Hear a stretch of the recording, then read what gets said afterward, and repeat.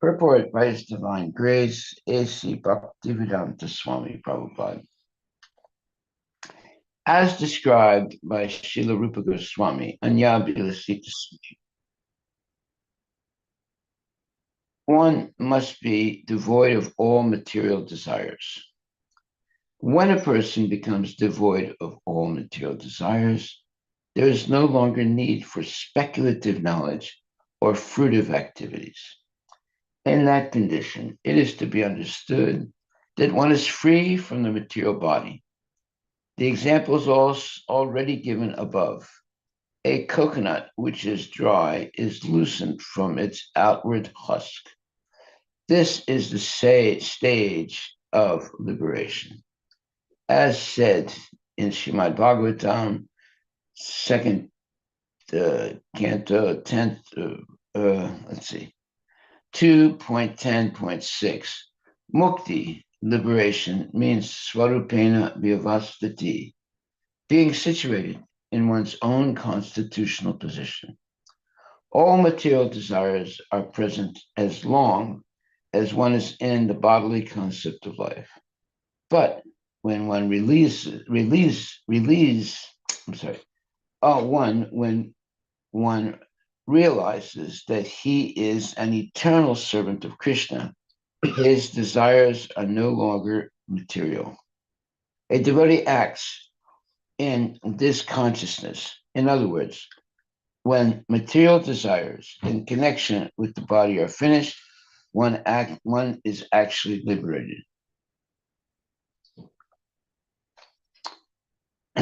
When one is liberated from material qualities, he does not do anything for his personal sense gratification. At that time, all activities performed by him are absolute. In the conditioned state, there are two kinds of activities. One acts on behalf of the body, and at the same time, he acts to become liberated. The devotee, when he is completely free from all material desires or all material qualities, transcends the duality of action for the body and soul. Then the bodily concept of life is completely over. Therefore, Srila Rupa Goswami says, Iha yasya harir dasye karmanamana Nikalasvapi avasta su jivan mukta sa uchyate. When one is completely fixed in the service of the Lord, he is a liberated person in any condition of life. He is called jivan mukta, liberated even within this body. In such a liberated condition, there's no distinction between actions for sense gratification and actions for liberation. When one is liberated from the desires of sense gratification, he has no longer to suffer the reactions of lamentation or illusion. Activities performed by the karmis and gyanis are subject to lamentation and illusion. But a self-realized, liberated person acting only for the Supreme Personality of Godhead experiences none. This is the stage of oneness or merging into the existence of the Supreme Personality of Godhead. This means that the individual soul, while keeping his individuality, no longer has separate interests. He is fully in the service of the Lord, and he has nothing to do for his personal sense gratification. Therefore, he sees only the Supreme Personality Godhead and not himself. This personal his personal interest, completely perishes. When a person comes out of a dream, the dream vanishes. While dreaming, a person may consider himself a king and see the royal paraphernalia, his soldiers, etc. But when the dream is over, he does not see anything beyond himself. Similarly, a liberated person understands that he is part and parcel of the Supreme Lord, acting in accordance with the desires of the Supreme Lord, and as such, There is no distinction between himself and the Supreme Lord, although both of them retain their individuality. Nityo Nityanam Chitanas Chitananam. This is the perfect conception of oneness in relation to the super soul and the soul. Hare Krishna, Krishna Krishna, Hare Hare, Hare Rama, Rama Rama, Hare Hare. Okay, so this purport is very interesting. First of all, a verse is said by Rupa Goswami. Iha yasya haryadasya karmana manasajira nikilasvapyavastasu jivan muktasu chite. When one is completely fixed in the service of the Lord, he is a liberated person in any condition of life. He is called jivan mukta, liberated even within this body. In such a liberated condition, there's no distinction between actions for sense gratification and actions for liberation. When one is liberated from desires of sense gratification, he has no longer to suffer the reactions of lamentation or illusion. Activities performed by the karmis and gyanis are subject to lamentation and illusion, but a self-realized, liberated person acting only for the Supreme Personality of Godhead experiences none. This is the stage of oneness, or merging into the existence of the Supreme Personality of God. This means that the individual soul, while keeping his individuality, no longer has separate interests. So this oneness doesn't mean that the living entity becomes merged into Krishna. Oneness means that the devotee is fully in the service of the Lord, and he has nothing to do for his personal sense gratification. Therefore, he sees only the Supreme Personality of Godhead and not himself. His personal interest completely perishes. When a person comes out of a dream, the dream vanishes. While dreaming, a person may consider himself a king and see the royal paraphernalia, his soldiers, etc. But when the dream is over, he does not see anything beyond himself. Similarly, a liberated person understands that he is part and parcel of the Supreme Lord, acting in accordance with the desire of the Supreme Lord. And as such, there is no distinction between himself and the Supreme Lord, although both of them retain their individuality. Nityo Nityanam Chitanas Chitanam. This is the perfect conception of oneness in relation to the super soul and the soul. So the whole point is that one does not lose his consciousness, but he realizes that he is the eternal servant of the Lord. And thus, he will only do what the Lord wants him to do. He does not act independently. That is called oneness, but oneness in which both the Lord keeps his individuality and the devotee keeps his individuality, but the oneness is oneness of purpose rather than oneness of body. So the devotee has the same purpose as the Supreme Personality of Godhead. Therefore, it says here, a liberated person understands that he is part and parcel of the Supreme Lord, acting in accordance with the desire of the Supreme Lord. That's the point. He acts in accordance with the desire of the Supreme Lord. And as such, there is no distinction between himself and the Supreme Lord, although both of them retain their individuality. In other words, the devotee has the same desire as the Supreme Lord. And what is that desire? That desire is to be Krishna conscious. So, although the devotee may seem to be one with the Supreme Lord, still he has his individuality, and the Lord has his individuality. That's why it says here, similarly, a liberated person understands that he is part and parcel of the Supreme Lord, acting in accordance with the desire of the Supreme Lord. And as such, there's no distinction between himself and the Supreme Lord, although both of them retain their individuality. Nityo Nityanam Chaitanas Chaitananam. This is the perfect conception of oneness in relation to the supersoul and the soul. So when we have exactly the same desire as the Supreme Lord, that is to maintain devotional service or pure devotional service for the benefit of all living entities, then uh,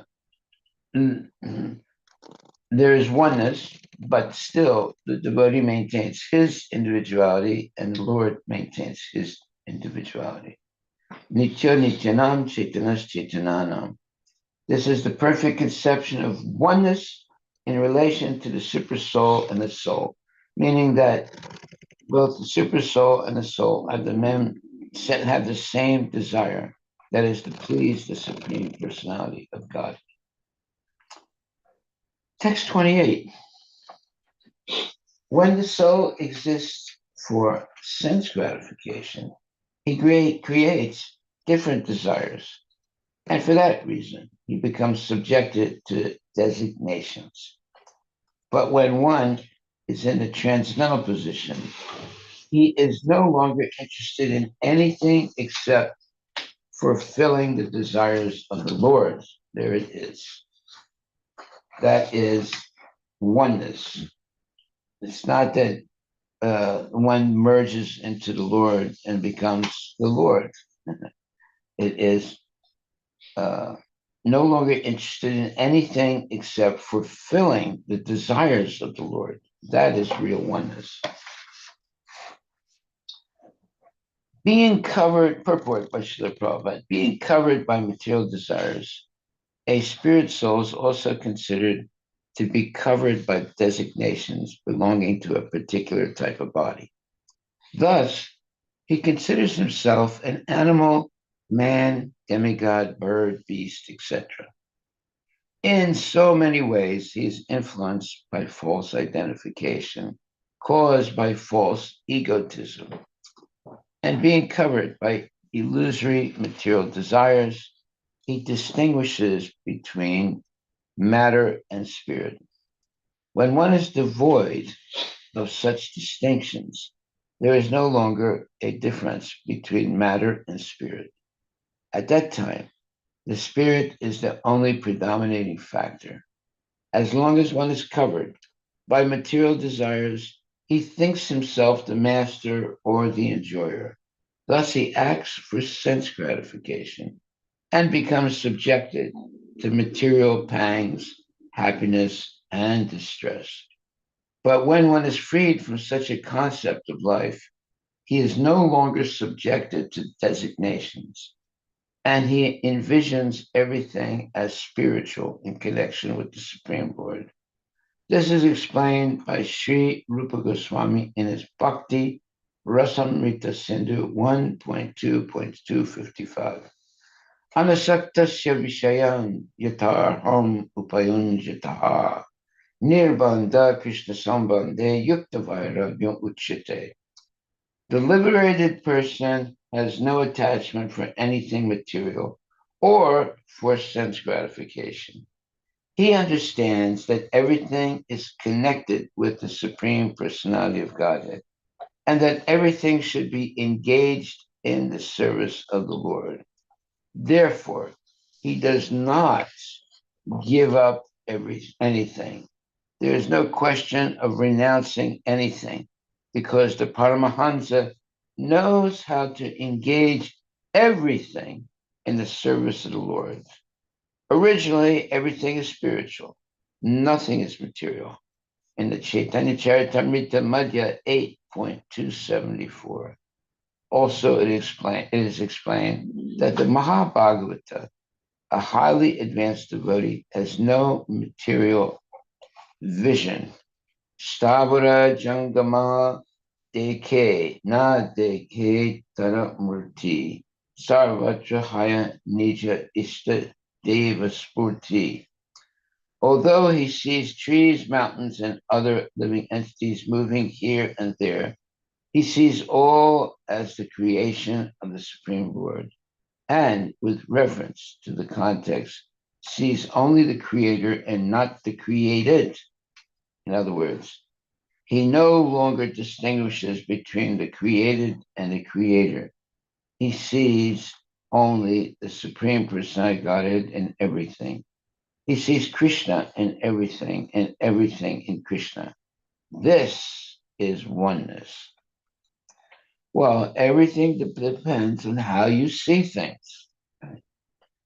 A mother sees her child with love and devotion, but the child molester sees the child in a different way. He sees an object that will satisfy his sense gratification. So, how do we see things? Well, we are taught in Krishna consciousness to see everything in relation to Krishna. And in material life, people see everything minus Krishna. The devotee is plus Krishna, and the Mayavadi is minus Krishna. Therefore, their actions are different. Their desires are different. And their path in life is different. So you don't see a devotee in a nightclub dancing and drinking liquor, blah, blah, blah. But the devotee will be seen in the temple chanting Hare Krishna and dancing and chanting and hearing lectures and giving lectures and so forth. So there's a difference between the nightclub and the temple. Although there's singing, there's dancing, etc., they also sing and dance in a nightclub. But their singing and dancing is nonsense. And the devotees dancing and singing in the temple is transcendental. That's why it says, Stavara Jangama Deke Na Deke Taramurti Sarvatra Hayanija Ista Deva Spurti.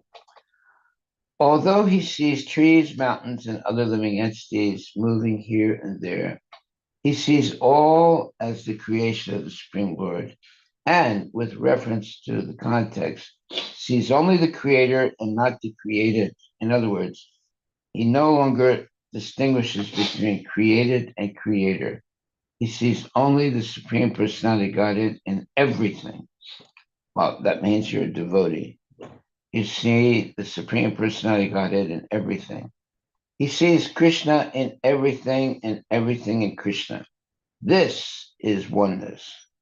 So oneness is not that you give up your individuality and you merge into Brahman or something like that. Oneness is seeing Krishna in everything and everything in Krishna. This is oneness. So when the devotee sees different people, and one person is pious and the other person is a sense gratifier or let's say, a dacoit. But the devotee sees Krishna in everything and everything in Krishna. So therefore, when he sees the dacoit, he tries to help the dacoit become Krishna conscious. Although it might be difficult, still the devotee takes that risk. Why? Because he sees Krishna in everything and everything in Krishna. He understands that Krishna is in the heart of the dacoit. Therefore, there is potential that the dacoit can become converted into a devotee. So he sees Krishna in everything and everything in Krishna. This is oneness. So he doesn't see anything separate from Krishna. The sinful person is also part and parcel of Krishna, but misled due to lack of knowledge. So therefore, the devotee tries to edify or give knowledge to the sinful person, so they give up their sinful activities.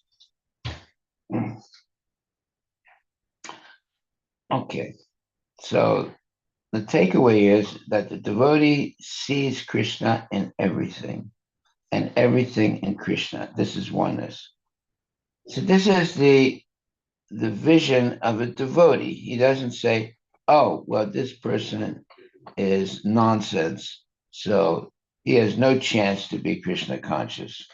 Oh, and this other person, well, I will help this person to become Krishna conscious. No, the devotee will try and make everyone Krishna consciousness. That means that he sees Krishna in everything and everything in Krishna. He does not discriminate.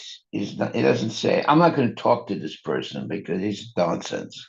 No, he sees Krishna in everything and everything in Krishna. Just like Prabhupada, when he first came to the United States, he saw thousands of hippies uh, completely ruining their lives with sense gratification, smoking marijuana, talking nonsense.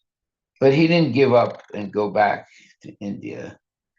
He came to turn the hippies into happies. So, so he began to preach and chant Hare Krishna. Basically, what he did, he started chanting Hare Krishna. And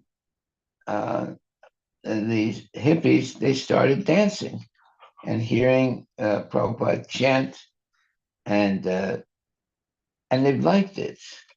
And gradually they became devotees by chanting and dancing. Say that was Prabhupada's let's say astras. An astra is like a weapon. So Prabhupada's weapon was chanting and dancing, the Hare Krishna Mahamantra. And the materialist weapons are guns and bombs and things like that. So we don't devotee doesn't use guns and bombs. The devotee uses chanting and dancing. Yes. And it can change a person's life if they chant Hare Krishna and dance. Okay, that's why it says Savara Jangama Deke Na Deke Taramurti Sarvatra Hayad Nija Ista Deva Spurti. Although the devotee sees trees, mountains, and other living entities moving here and there, he sees all as the creation of the Supreme Lord, and with reference to the context, sees only the creator and not the created. In other words, he no longer distinguishes between the created and the creator. He sees only the Supreme Personality of Godhead in everything. He sees Krishna in everything and everything in Krishna. This is oneness. It all depends how you see things. A mother sees her child with love and devotion. The child molester sees the child as an object of sense gratification. Both persons are seeing the same thing, but the way the mother sees the child is different than the way the child molester sees the child. Therefore, the devotee is trained through education to see only the Supreme Personality of Godhead in everything. He sees Krishna in everything and everything in Krishna. This is oneness. Whereas the materialist doesn't see like that. He sees rich people, he sees poor people, he sees happy people, he sees sad people. He sees a lot of differences, whereas the devotee sees a lot of similarities. Why? Because he sees Krishna in everything and everything in Krishna. This is real oneness. Real oneness isn't that you become God. Real oneness is that you can see God and God's creation and all the uh, people. He doesn't see uh, himself as merging into God and being God. He sees himself as the eternal servant of God. All these things are essential to understand if you want to be a devotee. Everything depends on how we see things. So most people see things as belonging to them, but the devotee sees everything as belonging to Krishna. And so that's a major difference. They're both people, they're both in the same place, they both eat food, they work, but their understanding of their position in the world is different. The devotee sees himself as the eternal servant of Krishna, and the materialist sees himself as as the eternal sense gratifier. The devotee wants to use everything in the service of Krishna to glorify the Lord, and the materialist wants to glorify himself and use everything for his sense gratification. You see, everything depends on how you see things. That's why here it says, although he sees trees, mountains, and other living entities moving here and there, he sees all as the creation of the Supreme Lord, and with reference to the context, sees only the creator and not the created. In other words, he no longer distinguishes between the created and the creator. He sees only the Supreme Personality of Godhead in everything. He sees Krishna in everything, and everything in Krishna. This is oneness. So he no longer distinguishes between the created and the creator. That means he sees Krishna and he sees the living entities, but he understands that all living entities are part and parcel of Krishna. Therefore, he sees only Krishna in everything, whereas a materialistic person doesn't see Krishna in everything. He may see Krishna in some things, but not in everything. And therefore, he has prejudice. He has departmental type of vision. He said, oh, this is a good person, that's a bad person. This is someone I like, and this is someone I don't like. That's not the vision of the devotee. That's the division of the materialist. The vision of devotee is everyone has the potential to become Krishna conscious because everyone is the son of God. Everyone is as originally Krishna conscious, but at this present moment, they have forgotten their relationship with Krishna. Therefore, the devotee's purpose in life is to help everyone remember that they are the eternal servant of Krishna. Therefore, he sees only the Supreme Personality Godhead in everything. He sees Krishna in everything and everything in Krishna. This is oneness. Yeah, the devotee doesn't say, oh, these people are hopeless. I'm not going to even try to preach to them. No, he sees, oh, these people are in ignorance. I'm going to try and help them be educated in Krishna consciousness. Question. Yeah. So Maharaj, neophyte devotee may not have capability to preach, like pure devotee can preach anyone, but neophyte may not be able to preach strong material per people or No, but simplified. he has the ability to give prasadam Right. to these people. That's what we do in when we go out with the food truck. We're not giving food. We're giving prasadam, right? There are other people that give free food, right? But we are giving Krishna prasadam to help people develop Krishna consciousness. Okay, go ahead. Yes, but that was you answered already. Haribol. Thank you. Another question, Maharaj. Yeah. How a neophyte devotee can develop this vision? Like, because as you said, people sees differences. I like this person, I don't like. So neophyte devotee also within even devotee community, we see, oh, this is my friend devotee. This is not. I don't like this devotee for whatever reason, like maybe because of the behavior or. So how to come out of those thinking and start seeing what a devotee should see for a neophyte? Well, you have to associate with good devotees. It's the only way. They will teach you, the good devotee will teach you to see everyone as the Lord's servant. Everything depends on how you see things, right? So when we associate with devotees, we see everything as belonging to Krishna, and therefore everything should be used in Krishna's service. The materialist sees everything potentially belonging to themselves, and therefore they work to accumulate more and more wealth and properties and so forth, and prestige and so forth. But the devotee sees everything as belonging to Krishna, and therefore everything should be used in Krishna's service. The materialist doesn't see that.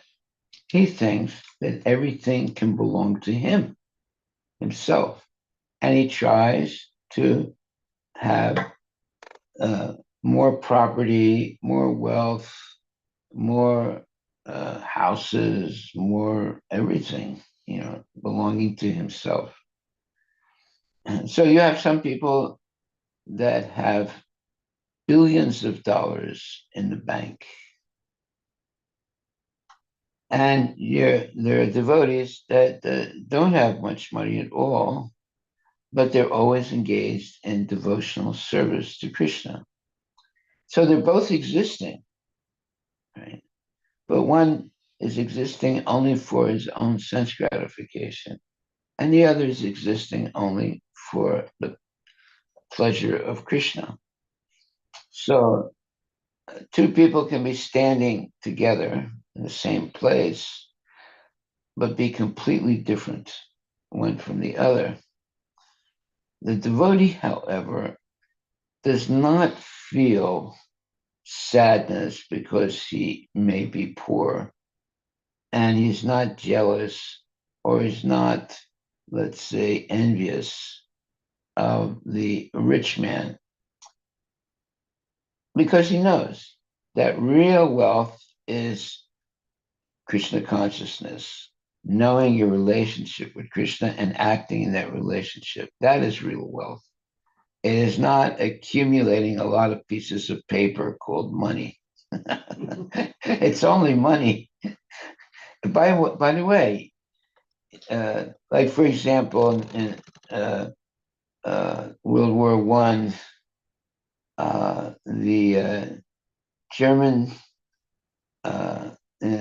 the German uh, money became worthless. So someone, if they wanted to buy, let's say, something to eat, they would have to come with a wheelbarrow full of money to buy just a loaf of bread. That's how much the value of money deteriorated in Germany in World War One. They had to bring a barrel or a wheelbarrow full of money, German Deutschmarks, to buy even a loaf of bread. So you see how everything is temporary. At one point, the Deutschmark can purchase, with 1 Deutschmark, you can buy a loaf of bread. But because of all kinds of manipulation by, the conditions in life, 1 Deutschmark cannot buy a loaf of bread. You need a whole car loaded with money to buy a loaf of bread. So, for example, you see these fluctuations always in how much a dollar can purchase. Like 20 years ago, a dollar could purchase more than $1 can purchase today, right? It's because of speculation of people.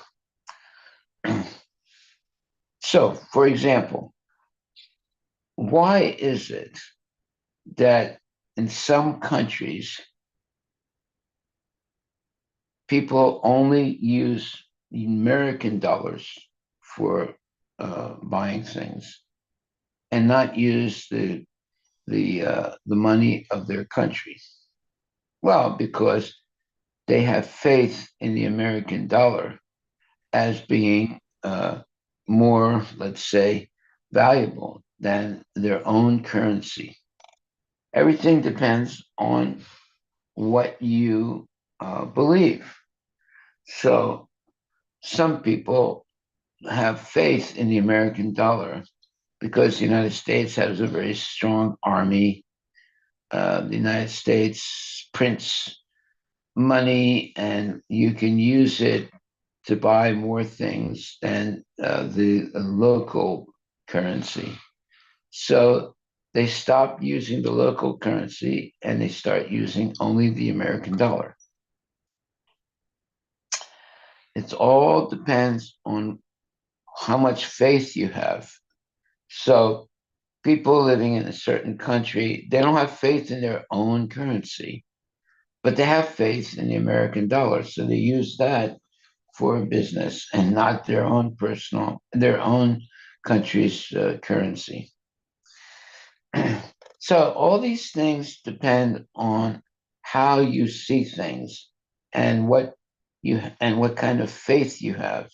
Say so. Instead of putting our faith in currencies, we should put our faith in Krishna. Why? Because Krishna is eternal, but the currencies are not eternal. They're eternal. They are temporary. They can fluctuate tremendously. At one point, with $1, you can buy a lot of things. But at another point, $1 hardly buys anything. Right?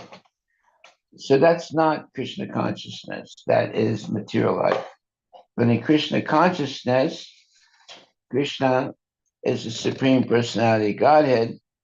And if you have faith in the Lord, you don't worry about fluctuations of money. You live a simple life, a life of what you would call minimalist life, right? You don't expect to have a life full of sense gratification. So, for example, would you see a devotee in a nightclub drinking liquor? No.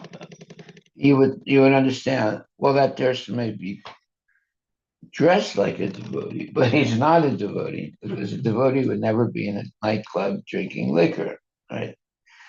So, therefore, one is identified by their uh, um, association with other people.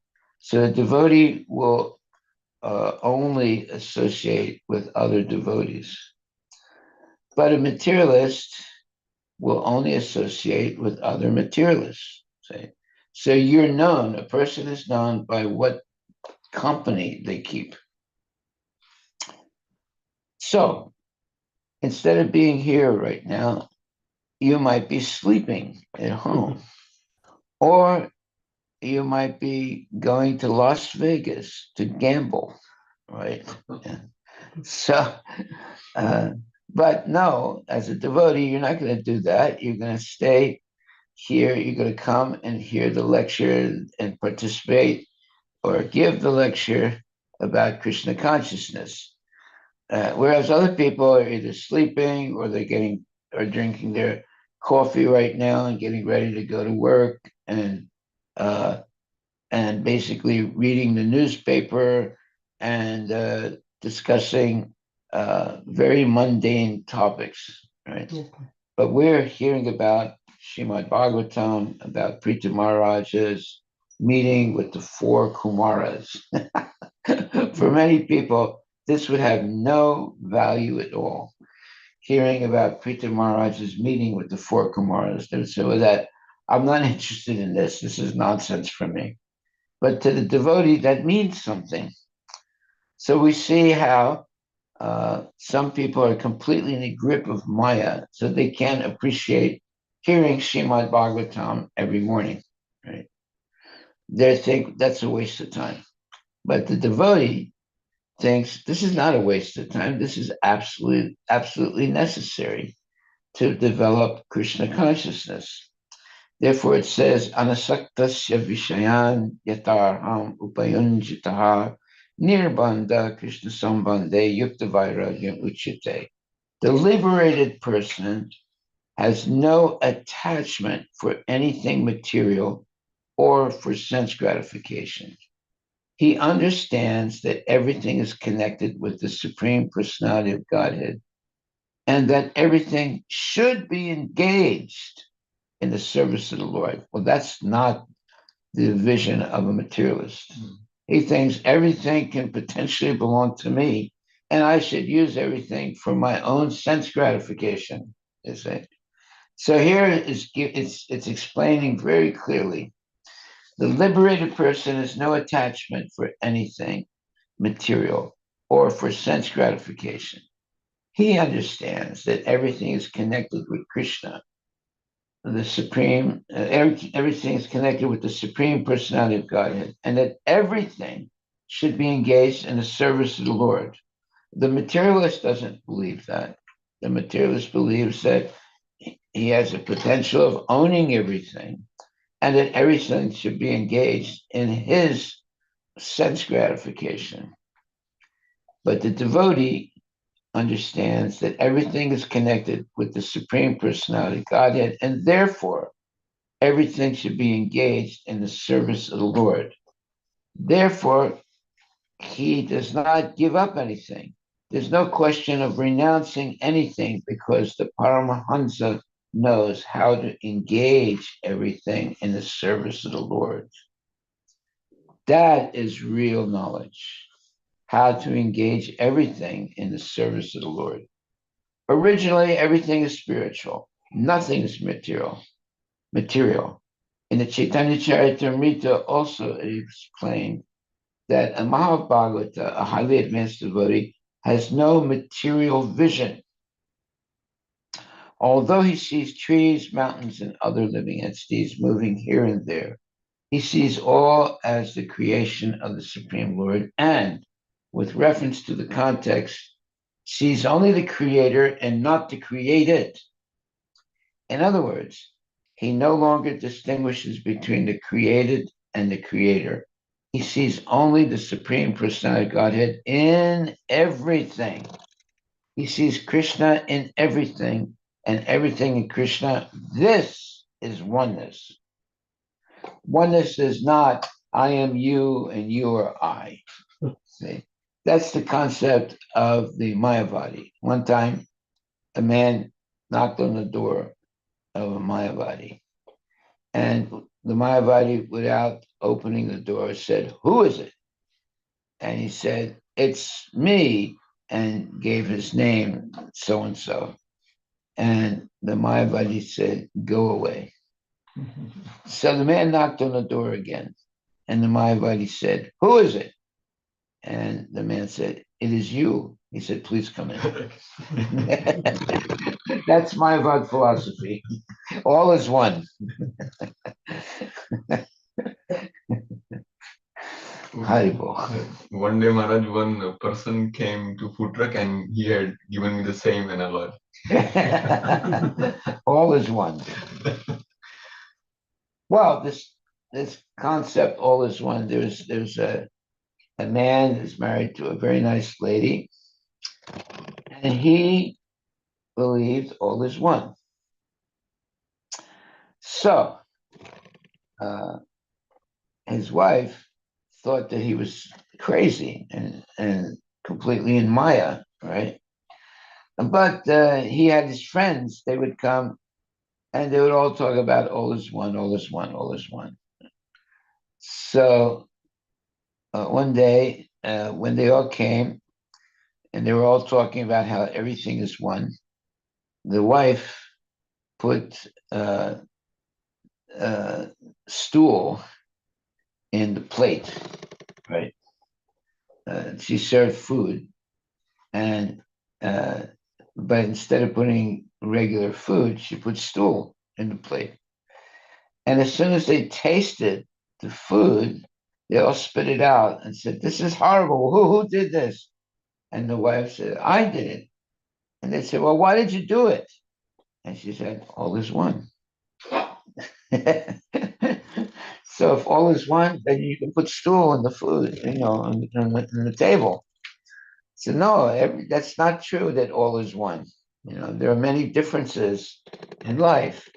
So, but this philosophy that all is one is a false philosophy.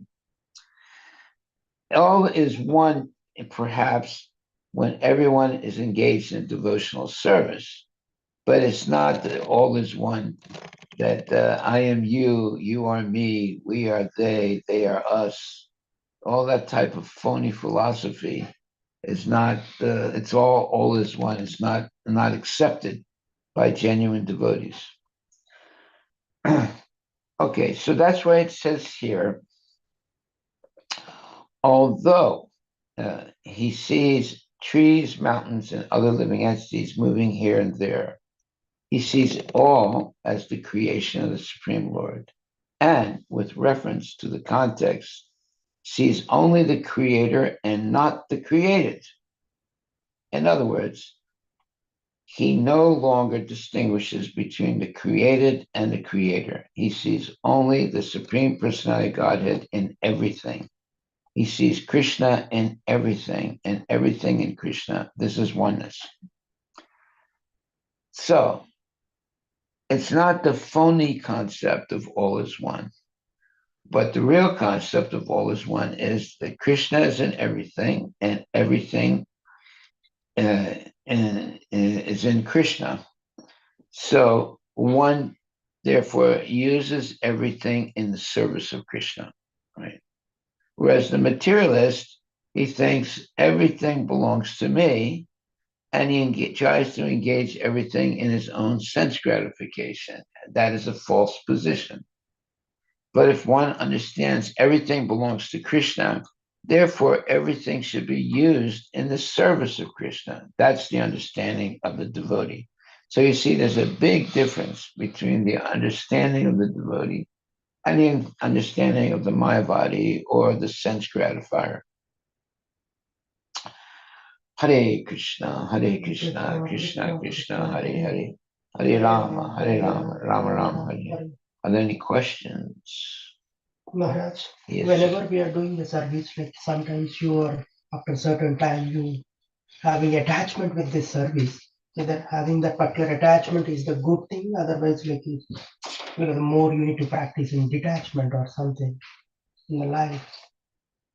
Well, service to Krishna is an attachment to service to Krishna is not a bad thing. It's a good thing. But sometimes you want to make it bossism over there. Whenever you start attachment, after that you start doing the bossism, do this thing, that thing, and then because rather than you are. Well, wait a minute. Nothing belongs to me. No, but Everything belongs to Krishna. And That therefore, you start doing those things and all. Yes, after a certain time, you don't know your body. You're going into the other aspects rather than focusing on to the Krishna no, consciousness. devotee never forgets that Krishna is the Supreme Personality of God.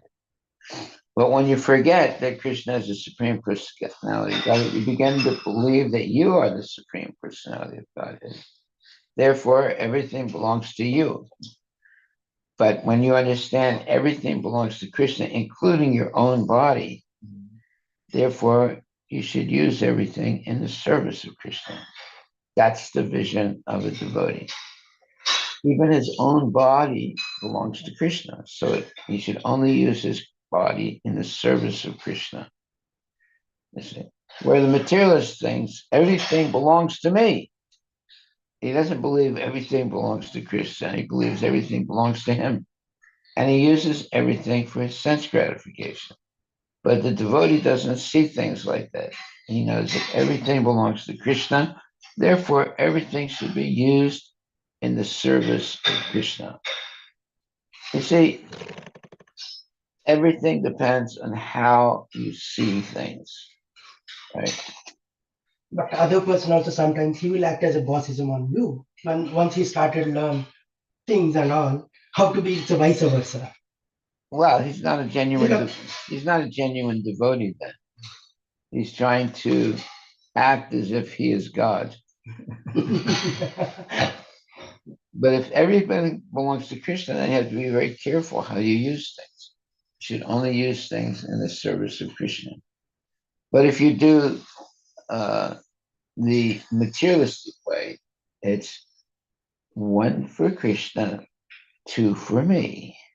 Two for Krishna, four for me. Four for Krishna, eight for me. So that type of philosophy is the philosophy of the atheist. Right? Eventually they'll say nothing for Krishna, everything for me. But materialistic people, how can we identify they are interested, not interested? Either we can go and preach them or not, we should not preach them because they start initially it's good things they come and learn, or we can this after that it'll after certain time it become a bossism and all these things. And how can we because identify them and keep them cool or other things? Well, Srila Prabhupada comes to America where everyone is engaged in sense gratification. And he begins to chant Hare Krishna. And he attracts some young men and women to dance and chant Hare Krishna. And eventually, the people are chanting and dancing and chanting Hare Krishna and dancing. Before they were chanting Hallelujah and dancing, and now they're chanting Hare Krishna and dancing, right? So at one point, one person says, "Well, Prabhupada, are there any rules in Krishna consciousness? Because you haven't told us about any rules. All we do is sing, dance, and have prasadam." And Prabhupada said, "Oh, thank you for asking that question. Yes, there are." And then he wrote down 10 rules, right? Right. Then the devotees felt sorry that they asked that question.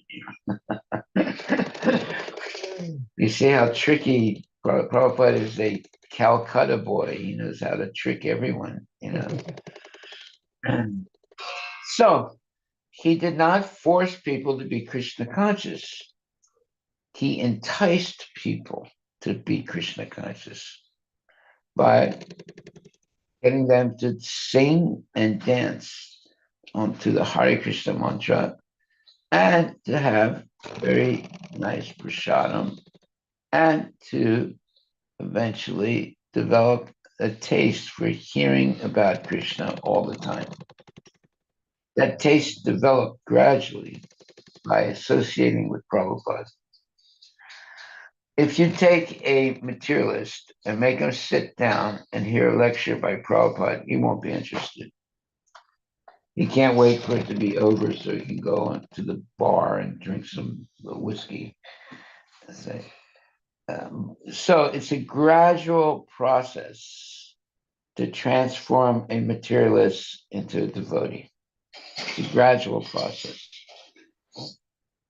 It's not going to happen overnight. And therefore, a devotee understanding that is not expecting that this materialist will become a devotee overnight. But if the devotee develops a nice atmosphere where people feel safe and happy in his association and are developing a liking for prasadam and eventually a liking also of hearing about Krishna consciousness, and gradually those people become devotees. Is everyone going to do that? No, not everyone's going to become a devotee. But there are always people in every country that are waiting for devotees to come and help them have a spiritual life. And that's why Krishna consciousness has spread all throughout the world, because there are always people who are hoping that someone will come and give them spiritual knowledge so that they can have a life full of Krishna consciousness. They might not even know what Krishna consciousness is, but they want to have someone come and teach them. That's why devotees go to every country in the world and preach Krishna consciousness. And in every country of the world, they find devotees, or people who want to be devotees, right? They're waiting for devotees to come and instruct them in Krishna consciousness. That's why we have devotees in Russia, devotees in Mongolia, devotees in America, devotees in Europe, devotees in South America, devotees all over on the North Pole and the South Pole. They're devotees now because devotees are preaching Krishna consciousness. And everywhere they go, they always find at least one person that's interested in hearing about Krishna. Therefore, the devotee never becomes discouraged and never says, oh, nobody in this country will be Krishna conscious. No, there's going to be some people in every culture and every, identity that'll be interested in Krishna. You just have to give them the chance to hear about Krishna. And their curiosity is awakened because they were also Krishna conscious in a previous life, but they did not complete it. So when they hear about Krishna consciousness in the present life, they're attracted to it right away. And they easily become devotees. Therefore, a devotee can go anywhere and preach Krishna consciousness, and he will also find people who are devotees in that country. They were just waiting for the devotee to come to ignite their, let's say, fervent desire to be a devotee. Okay, so I think we'll stop right there unless there are any other questions or comments.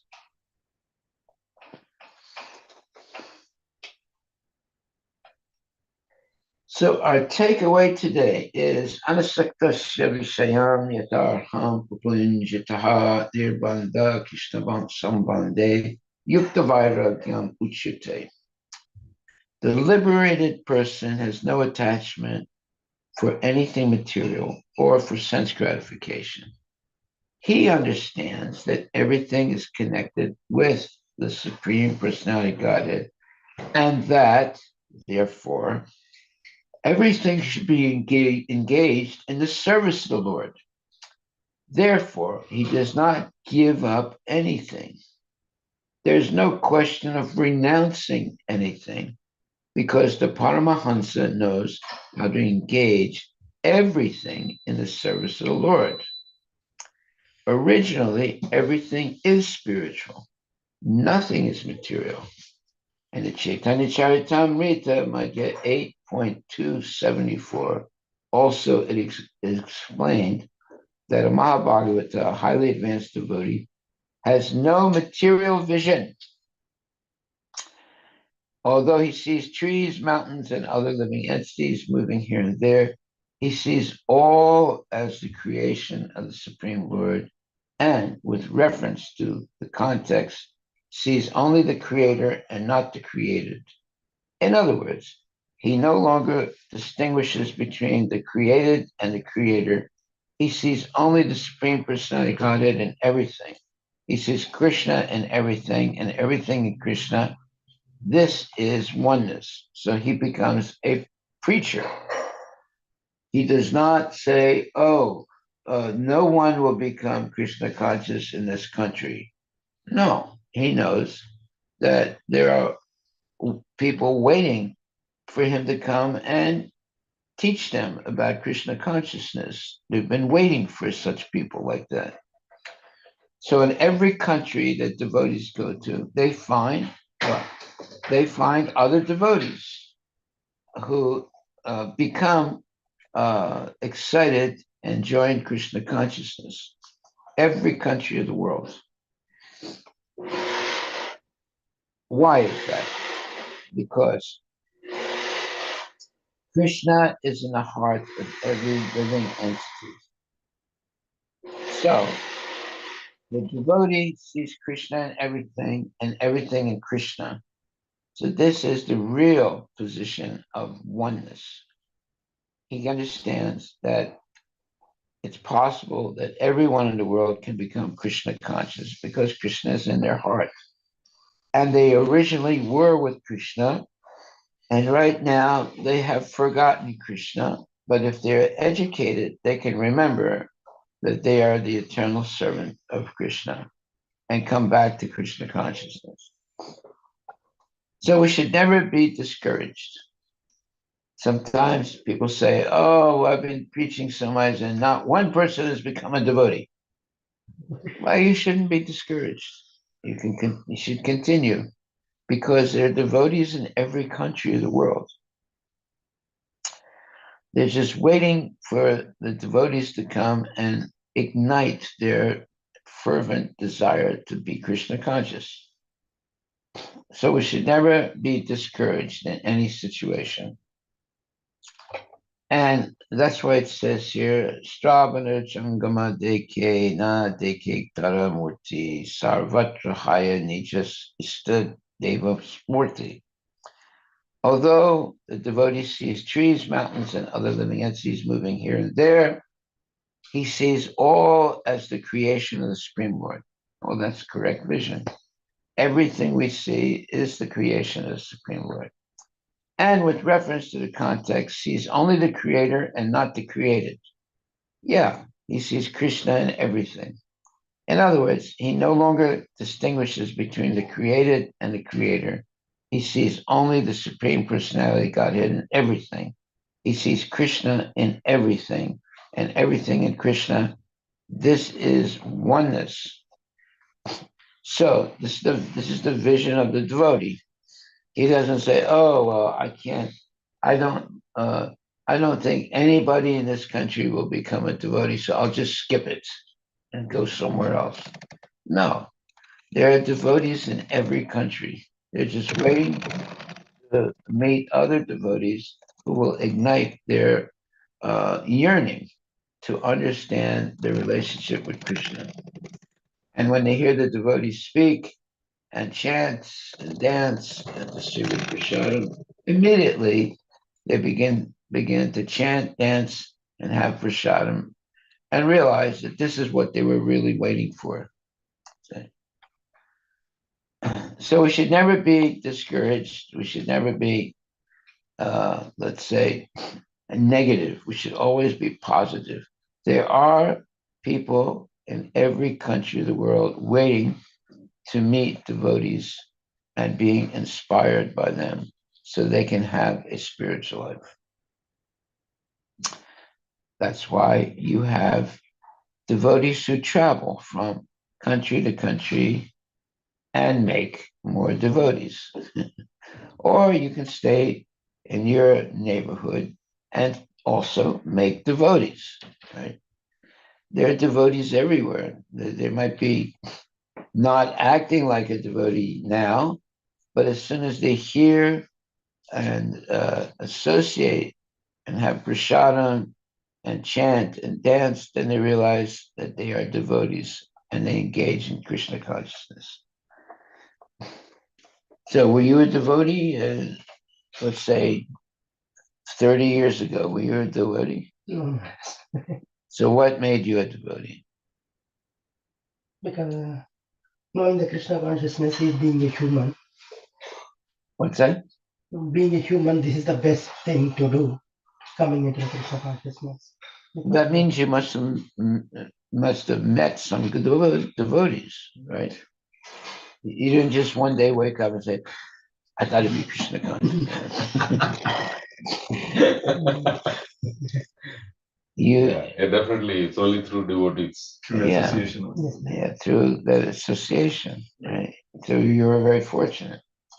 Anyone who associates with devotees is very fortunate because they come in contact with Prasadam, with Bhagavad Gita, with Prabhupada. So they're very fortunate to come into that Sangha. All right. Yes. So Maharaj, the essence is we are becoming devotee by associating with devotees. Yes. But over a period of time, people start criticizing devotees. So like, why this circle is not just one person? Many times this happens because they're becoming devotee because of their association, and then at random time of life they criticize each other. Or how to not entangle into these things? Like how to have a same respect because they're learning from the devotees only. How to develop that vision for them, not to criticize devotees. Well, do you like to be criticized? No. So therefore, we shouldn't criticize anyone. We should rather give everyone Krishna Prasadam, give everyone respect, give everyone a chance to hear about Krishna. That's our life as a devotee. Now, some people will pick up that merciful teaching, and other people are not interested. So don't waste your time on people who are not interested at all. You should be more focused on people who are interested in Krishna consciousness. You're going to find them. They're waiting to be converted to Krishna consciousness. They're just waiting. They're waiting for you to come. And as soon as they see you and you're practicing Krishna consciousness purely, they'll take part. And there are others that don't care anything. They have no desire to be Krishna conscious, and they probably never will in this lifetime. But even to those people, you should give them prasadam so that they make unperceived devotional devotional Ajnata Sukriti. anyata, yeah. Yeah. They make Krishna advancement in Krishna consciousness without knowing it. That's what we do when we're serving prasadam from the food truck. We're giving people a chance to make spiritual advancement, even though they don't know that. Right? So you see, there are some people that are coming every time you're out there with the food truck. They're coming to the food truck and eating prasadam, and eventually they start saying Hare Krishna. Yes. Is it not? Most of them. Yeah. More than 90% they are saying Hare Krishna. They'll say Hare Krishna and they'll take the prasadam. And they might not become perfect devotees, but their spiritual life has begun. Yes. Yeah. Hare Krishna. And we can see Maharaj with their conversations, they are very satisfied. Yeah. Having prasadam. I've felt many time in different conversations. They keep coming back. And they're very satisfied. Yeah. if you're not on time, well, I usually get phone calls and say, Yes. "When's the food truck coming?" Yeah, I get phone calls all the time. When's the food truck coming? It's late. Yes. You know, they're waiting. If we don't come, they become really upset. Haribol. Right. Okay, thank you very much, my dear devotees. Please chant Hare Krishna, Hare Krishna, Krishna Krishna, Hare Hare, Hare Rama, Hare Rama, Rama Rama, Hare Hare. Our takeaway today is the following. Although the devotee sees trees, mountains, and other living entities moving here and there, he sees all as the creation of the Supreme Lord and, with reference to the context, sees only the creator and not the created. In other words, he no longer distinguishes between created and creator. He sees only the Supreme Personality Godhead in everything. He sees Krishna in everything and everything in Krishna.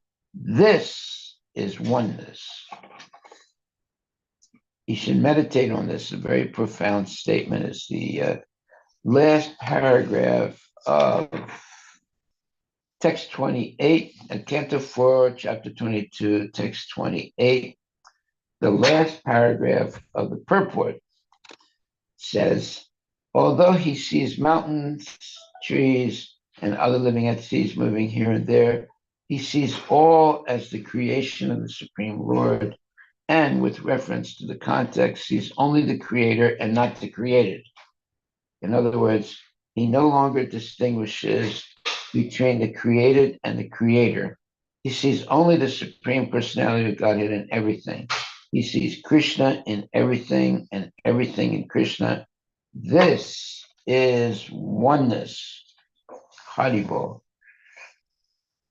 That's very profound, actually. Thank you very much, my dear devotees. Now, today you can see Krishna and everything in Krishna. Yeah. Nothing is independent of Krishna. Everything is connected to Krishna. But you have to understand how everything is connected to Krishna. And if you can't understand, then the best way to understand is to chant Hare Krishna, Krishna Krishna, Hare Hare, Hare Rama, Rama Rama, Hare. Then you are connected to Krishna by chanting Hare Krishna, and thus you're connected to everything, because everything is connected to Krishna.